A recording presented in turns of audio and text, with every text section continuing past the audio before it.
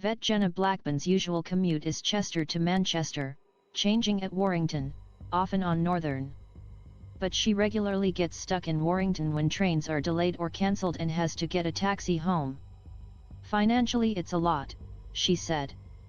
"You're coming to work to make money and you can spend more than your day's wage to get home." She is one of many facing disruption, with train cancellations at the highest level since records began in 2015. Newly released data from the Office of Road and Rail shows 3.8% of trains in Great Britain have been cancelled in the year up to November 12, or 1 in every 26. "On a semi-regular basis I'm getting home at 9 o'clock at night," Ms. Blackburn said.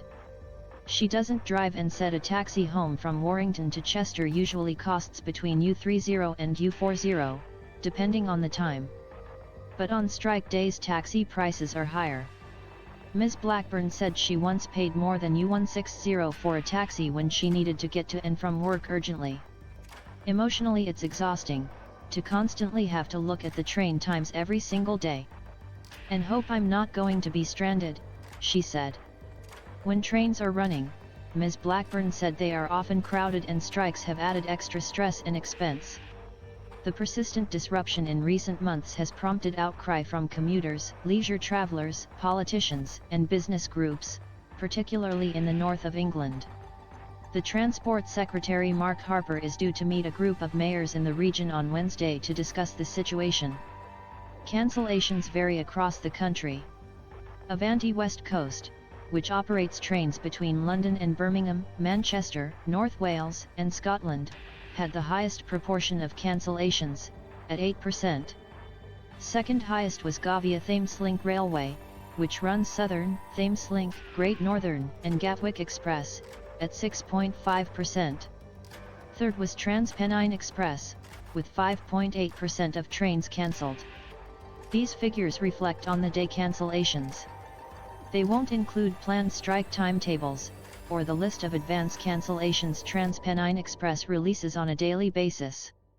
In total, 520,853 services were scheduled across Great Britain between October 16 and November 12, 15% lower than the same time in 2019. Passenger numbers are currently only around 80% of pre-COVID levels, although they have been higher at some points recently.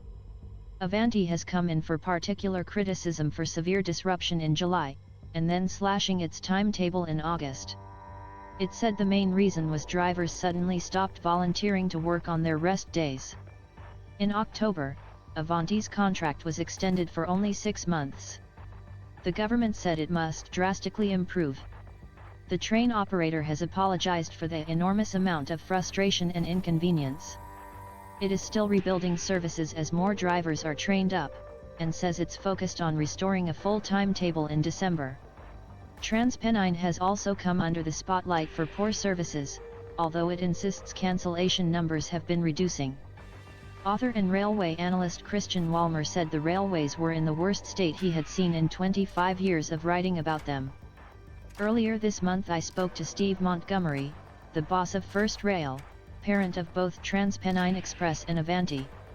He apologized for performance not being good enough, and insisted the operators do employ enough trained drivers, something their unionists left disputes." Mr. Montgomery's explanation was that COVID directly caused a backlog of driver training, which can take up to 18 months, and staff sickness levels are high. Added to this, reliance on drivers agreeing to work on days off, which has been common in the industry for decades, has left some operators exposed during a period of strained industrial relations. TransPennine hasn't had a rest day working agreement in place with ISLEF for nearly a year. It says this means less flexibility. But it says more drivers are, steadily, qualifying.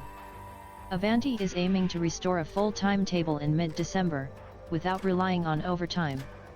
Angie Dahl, Chief Operating Officer of GTR, said performance over the past year had been affected by the impact of COVID, short-term sickness, severe weather, and increasing trespass incidents.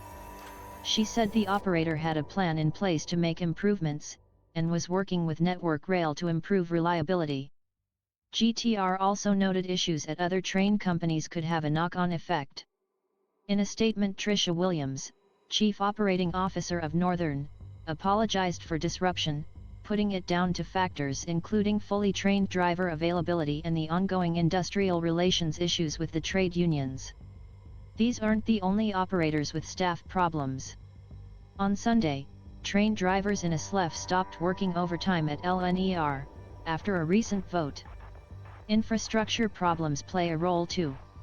Orr recently said Network Rail, which oversees tracks, power lines and signals, needed to do more to deliver better performance. But Mr. Walmer said he believed there was more to the recent problems, with a perfect storm of factors. Some of it is actually downright poor management, he said. And that opinion comes not just from me as a railway watcher but from a lot of the senior railway people I talk to. During the COVID crisis, the government moved train companies onto emergency contracts. Now, most train operators are paid on a performance-related fixed-fee basis, and it is the government that bears the financial risk and holds the purse strings. Mr. Walmer believes these contracts have resulted in less effort from managers to run a good service, and high sickness levels among staff who have gone over 2 years without a pay rise, are really an expression of employee dissatisfaction. The Rail Delivery Group, RIDGE, which represents train companies, said, "We totally reject any suggestion that the replacement of franchises with contracts during the pandemic is adversely affecting performance." It added that while it was true that the Department for Transport now pays train operators a fee to run train services, that payment was performance-related. The RIDGE said the pandemic has had a long-term impact on services by reducing the number of drivers and other staff who could be trained as well as increasing staff absences. It acknowledged that the national dispute involving 3 rail unions had caused severe disruption, and on cancellations it said the industry is working hard to cope with an unprecedented convergence of issues. Meanwhile, the future of how the railway is run is now uncertain, after the creation of a new umbrella body called Great British Railways was delayed. Train companies are preparing to introduce a new timetable on December 11, although RMT strikes are planned in its first week. Passengers will be hoping this change ushers in more reliability,